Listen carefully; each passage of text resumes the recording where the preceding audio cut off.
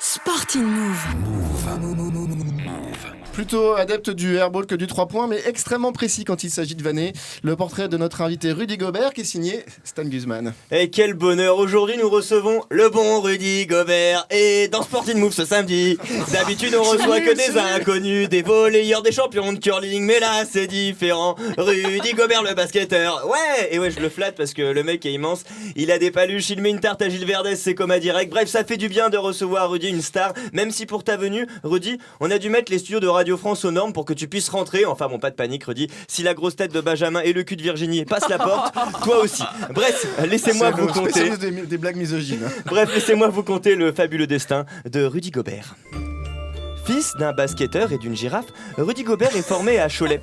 En 2013, celui que l'on surnomme Gobzilla, du nom de cet animal préhistorique, est drafté par Denver, le dernier dinosaure. Putain, la vanne, elle est bonne celle-là. Les Nuggets de Denver qui envoient Rudy à Salt Lake City jouer pour les Utah Jazz. Bref, un destin hors du commun, même si Rudy, j'ai quand même une petite pensée pour toi. Bah oui, au moment où t'as été drafté, t'as dû te dire... Je suis le roi du monde. À moi les States, le rêve américain, les biatchs, la plage, les limousines, l'album de rap à la Tony P. Et là, bim, sanction. Direction Salt Lake City, les Mormons, Mitt Romney, moins 15 degrés au mois d'août, pas d'Eva Longoria, mais à la place Suzy, la caissière de chez Walmart. Bref, le kiff. Tout ça me fait penser un peu à ces basketteurs. Je sais, mais je cours vite. Tout ça me fait penser à ces basketteurs américains qui viennent jouer en Pro A et je les imagine avec leur manager. Bon alors, t'as quoi pour moi la saison prochaine? Les Celtics, les Lakers, bon allez au pire les Bulls. Non, John, en revanche j'ai une offre pour la France. Ah ouais, pourquoi pas, après tout, la France, Paris, les filles, la bouffe, et ce sera où du coup? Cholet. Cholet, dans le Maine-et-Loire. Voilà. Non mais pour eux c'est bienvenue chez les ch'tis quoi. Bref, Rudy Gobert, me tape pas, arrête, pardon.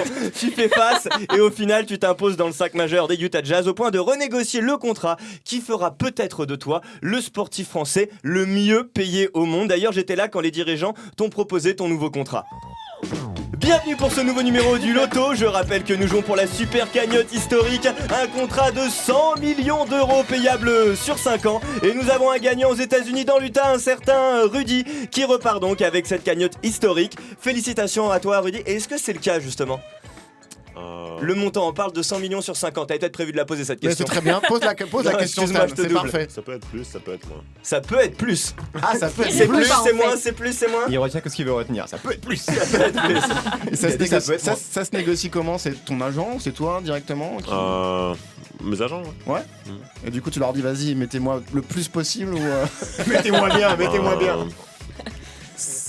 Faut être cohérent, mais bien sûr ils font leur boulot au mieux. Et quand tu te rappelles d'il y a 5 ans à Cholet où justement personne croyait vraiment à toi, à ton rêve américain, tu te dis quand même que de passer de probablement un contrat à 100 millions à ce que tu gagnais avant à Cholet et puis surtout en Pro A, il y a un gouffre énorme.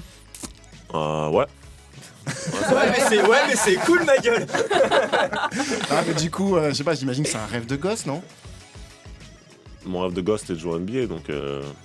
Après, bien sûr, il y a les contrats, c'est bien, mais ça n'empêchera pas ce que je veux faire en NBA. J'imagine que ce que tu préférerais, toi, c'est jouer les playoffs.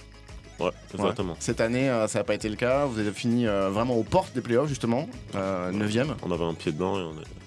Mais bon, on est une équipe jeune, donc on a encore le temps. Donc c'est l'objectif de l'année prochaine, en fait. Exactement. D'accord. Et gagner en NBA, c'est possible? Tu penses que c'est possible? Oui, bien sûr. Ouais. Et qu'est-ce que tu penses de ta saison de manière plus personnelle? Parce que je crois que tu as été blessé une bonne partie, tu as raté une vingtaine de matchs, je crois.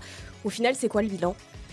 Bilan mitigé, parce qu'on voulait faire les playoffs. Toi, t'as la sensation d'avoir progressé là-bas? Ouais, bien sûr. Après, c'est dommage que j'ai raté 20 matchs, 21, avec la dernière blessure, donc un peu frustrant, mais bon, c'est la vie et il faut revenir encore meilleur l'année prochaine. Sporting Move. Move.